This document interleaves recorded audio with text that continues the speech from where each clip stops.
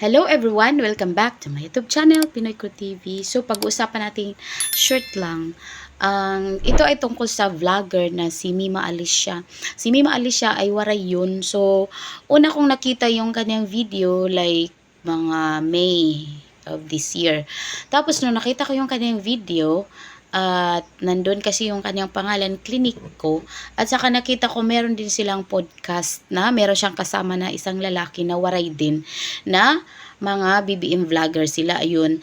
Sa kanilang podcast, sinisiraan nila si Vice President Sara Duterte at ang kanyang tatay at ang lahat ng mga DDS. At ang lahat ng mga sumusuporta sa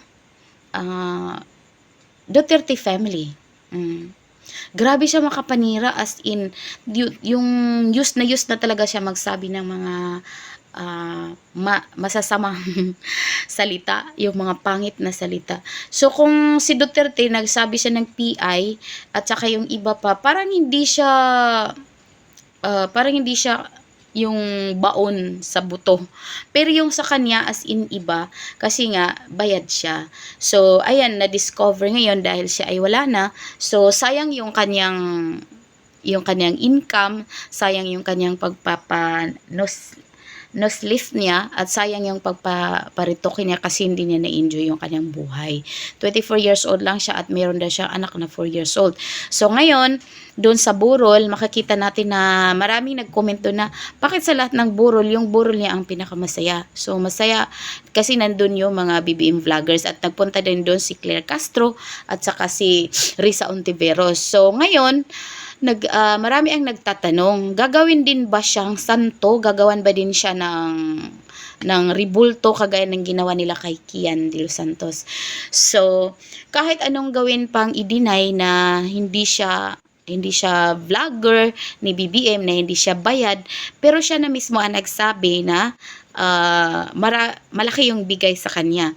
So, ito ang patunay kung bakit nasabi natin na siya ay vlogger ni Bangag. So, ito tingnan natin itong first photo, makikita natin na meron siyang picture kasama si Madam First Lady. Yun, kita niyo yan?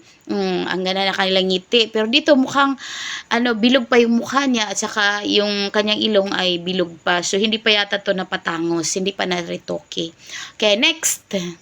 Ang pangalawa naman dito ay, naku, walang iba kundi si Shawi. Si Sharon. Nagpunta ba si Sharon dun? Parang hindi. Baka bukas or mamaya. Mamaya. Okay, next, Sharon Cuneta. At ang susunod naman, ayan, si Trililing. Kaya pala ang lakas ng loob niya magsalita kasi nga protektado siya ng gobyerno. Protektado siya ni Bangag. Protektado siya ng mga kaaway ng mga Duterte na walang iba kundi si Trililing, ang sundalong kanin na mahilig magbintang ng wala naman sa katotohanan, ng walang ebidensya kundi mga hearsays lamang or tinatawag na chismis. O, ayan na. So, tatlo na yon. Next ay si Kiko. Siyempre, si Kiko, asawa ni Sharon Cuneta. So, imagine yung kanyang mga kasagabay, yung kanyang mga kasabwat. So, at ang sumunod naman ito, ang abogado na matalino, pero nagtataka ako, mga ka-Pinoy Crew TV, nagtataka ako, kahit gaano katalino ng isang tao, kahit gaano ka pa man ka awardees ng mga Latin awards diyan, kapag ikaw ay nabilong doon sa Bangag team, sa loyalista nga team, nagiging tanga na rin. Kasi yung imagination nagiging totoo. Yung mga threat naging totoo. Yung mga videos na mahaba, i-splice nila at yun ay ebidensya na. At yung mga sinasabi ng ibang tao, sabihin mo ulit sa korte or sa Senado, tama na, totoo. Yun ang basihan kung bakit mai-impeach si BP Sara. Walang iba kundi si Attorney Falses na siya yun. Suspendido siya ng 1 year dahil sa kanilang away ni Chris Aquino at sa kanyang kapatid. Next, Oh, ayan, ito.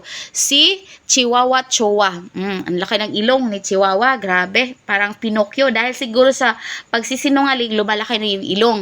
At ito, nandito din si Mima Alicia. Makikita niyo na, ang ganda-ganda ng kanyang ngiti at matangos yung kanyang ilong at saka naka-brace pa.